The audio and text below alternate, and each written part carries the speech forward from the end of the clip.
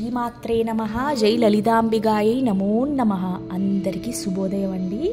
ఈరోజు లలితా సహస్రనామంలో 43వ శ్లోకం తాలూకా అర్థం తెలుసుకుందాం. శాంకరీ శ్రీకరీ సాధ్వీ శరచంద్ర నిబానన సాతోదరి శాంతిమతి నిరాధారా నిరంజన. శాంకరి, పరమశివుణ్ణి శంకర అని పిలుస్తారు. ఆయన ధర్మపత్నిగా అమ్మవారిని శాంకరి అని పిలుస్తారు.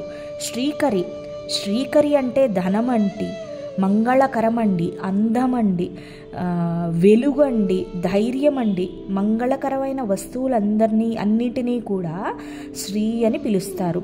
అమ్మవారు ఆవిడ ప్రియమైన భక్తులకి ఇవన్నీ కూడా ఎప్పుడూ ప్రసాదిస్తారు. సాధ్వి, ఆ బంగారు తల్లి లలితా త్రిపుర సుందరి పెద్ద పతివ్రత అండి. ఆవిడ పెద్ద ముత్తైదువు. ఆవిడ ఆలోచన ఎప్పుడూ కూడా ఇద్దరి గురించే ఉంటుంది. ఒకటి పరమశివుడు గురించి, ఇంకొకటి ఆవిడ భక్తుల గురించి అండి. పరమశివుడు ఏదైనా యుద్ధానికి వెళ్ళినా, వేరే అవతారం తీసుకున్నా ఆయన వెన్నంటే ఉంటూ ఎప్పుడూ కూడా ఆయన చేసే కార్యం ఫలించాలని కోరుకునే పెద్ద సాధ్వి ఆవిడ.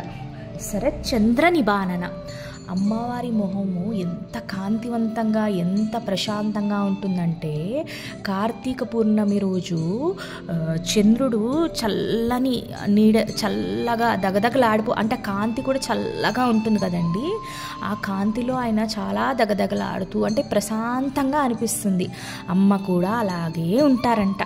ఈ చంద్రుడు కూడా వర్షాకాలంలో పౌర్ణమి వస్తే కొంచెం, అంటే అంత కాంతివంతంగా కనిపించరండి. కానీ అమ్మ 365 రోజులు కూడా అమ్మ నిండు పున్నమి వల్లే అందమైన కాంతితో ఉంటుందంట ఆవిడ మొహం అంతా కూడా.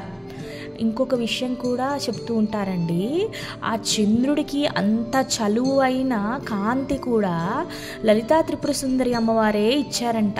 చంద్రుడికి చల్లనైన వెలుగు కాంతి, సూర్యుడికి అంత, అంటే ఆయన కొంచెము వేడిగా ఉంటారు కదండి. అందులో కూడా అమ్మవారే ఉంటారంట. చంద్రుల్లో కూడా సూర్యుల్లో కూడా ఇద్దరి కాంతి కూడా లలితా త్రిపుర సుందరి ఇచ్చిందే అంట. నిబానన, శరచంద్ర నిబానన. సతోదరి అంటే అమ్మవారి తండ్రి పేరు శతాధర, పర్వతరాజు అన్నమాట. ఆవిడ పుత్రికగా సాతోదరి అని పిలుస్తారు.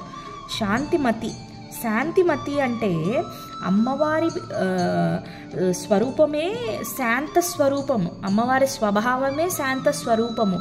ఏదైనా అన్యాయం జరిగితేనే ఆవిడ ఉగ్ర స్వరూపంలోకి వెళ్తారు, లేదంటే ఆవిడ కరుణామయి, శాంతమయి. నిరాధార, అమ్మవారికి ఎలాంటి ఆధారము అక్కర్లేదండి, ఎవరి సహాయము అక్కర్లేదు. ఈ ప్రపంచం లేనప్పుడు కూడా అమ్మ ఉంది, ఈ ప్రపంచం ఉన్నప్పుడు ఉంది. ఎల్లవేళలా అమ్మ మీదే ఆధారపడతారు. ఆవిడికి ఎవ్వరూ సహాయం చేయక్కర్లేదు, ఎలాంటి ఆధారాన్ని కల్పించక్కర్లేదండి. నిరంజన, అమ్మవారు అజ్ఞానానికి ఎప్పుడూ దూరంగా ఉంటారు. ఆవిడ చాలా జ్ఞానమయి కాబట్టి. దీంతో 43వ శ్లోకం తాలూకా అర్థము అయ్యిందండి. సర్వే జనా సుఖినో భవంతు. శ్రీమాత్రే నమః. Thank you so much.